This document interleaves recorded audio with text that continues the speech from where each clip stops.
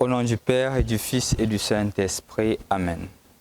Lecture du livre des Actes des Apôtres, chapitre 14, des versets 19 à 28. Comme Paul et Barnabé se trouvaient à Lystre, des Juifs arrivèrent d'Antioche de Pisidie et d'Iconium, et ils parvinrent à retourner la foule. Paul fut lapidé, puis on le traîna hors de la ville en pensant qu'il était mort. Mais quand les disciples se regroupèrent autour de lui, il se releva et rentra dans la ville. Le lendemain, avec Barnabé, ils partirent pour Derbé. Dans cette ville, ils annonçaient la bonne nouvelle et firent de nombreux disciples. Puis, ils revinrent à Lystre, à Iconium et à Antioche de Pisidie. Ils affermissaient le courage des disciples, ils les exhortaient à persévérer dans la foi en disant « Il nous faut passer par bien d'épreuves pour entrer dans le royaume de Dieu. » Ils désignèrent des anciens pour chacune de leurs églises, et après avoir prié et jeûné, ils confièrent au Seigneur ces hommes qui avaient mis leur foi en lui. Ils traversèrent la Pisidie et se rendirent en Pamphylie. Après avoir annoncé la parole aux gens de Pergé, ils descendirent vers Attalia et prirent le bateau jusqu'à Antioche de Syrie, d'où ils étaient partis. C'est là qu'ils avaient été remis à la grâce de Dieu pour l'épreuve qu'ils venaient maintenant d'accomplir. À leur arrivée, ayant réuni les membres de l'Église, il leur racontait tout ce que Dieu avait fait avec eux et comment il avait ouvert aux nations païennes la porte de la foi. Ils demeurèrent alors un certain temps avec les disciples. Bonjour chers frères et sœurs dans le Christ. Rendu au mardi de la 5e semaine du temps de Pâques, les lectures nous invitent davantage à redécouvrir la beauté de Dieu et les merveilles de l'Esprit Saint dans la vie de la première communauté naissante et à travers leur action missionnaire continue. Il y a plusieurs choses que nous devrions retenir à travers cette lecture des Actes des Apôtres. Mais je voudrais premièrement m'appesantir sur le mot presbytéros. Nous entendons dans notre Église des prêtres.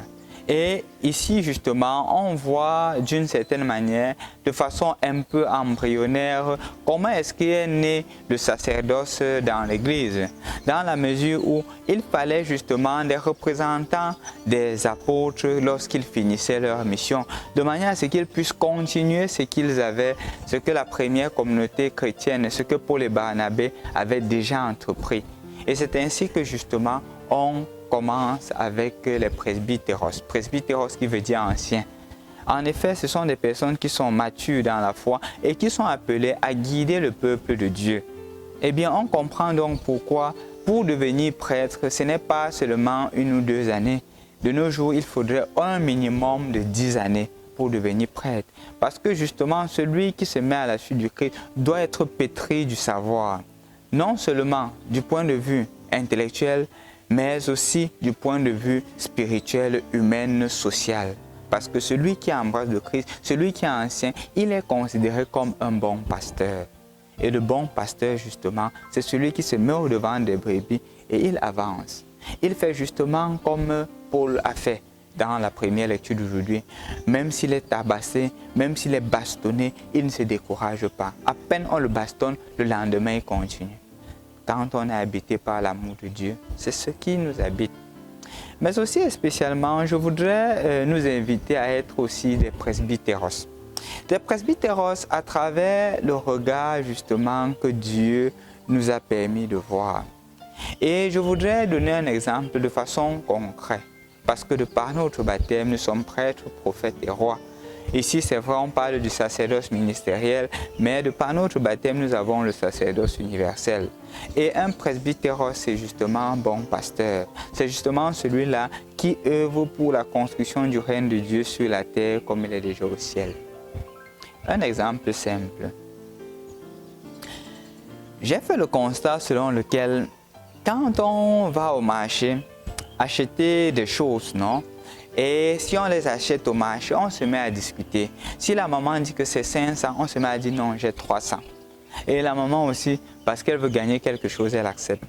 Lorsqu'on va dans un supermarché pour acheter, on écrit là-bas 2000. On achète, on ne discute même pas 100 francs.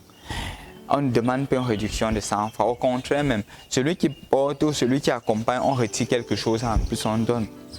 Ce que j'encourage.